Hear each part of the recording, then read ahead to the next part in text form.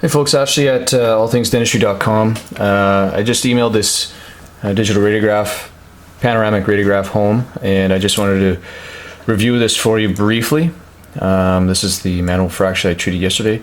So we've got a diagnostic panoramic radiograph, and the reason I say that, we can see the condylar regions bilaterally.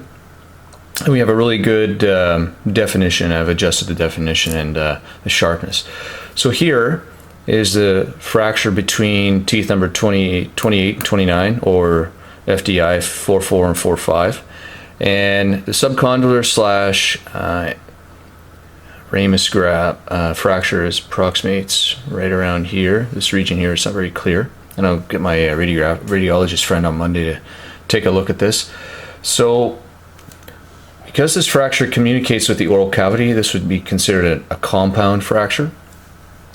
And whether or not it's a favorable fracture, probably not, because every time he swallowed, it flexed. And he tried to eat French fries with it a day after it happened. He wasn't very successful. He said it extremely painful, and that's why he came back in.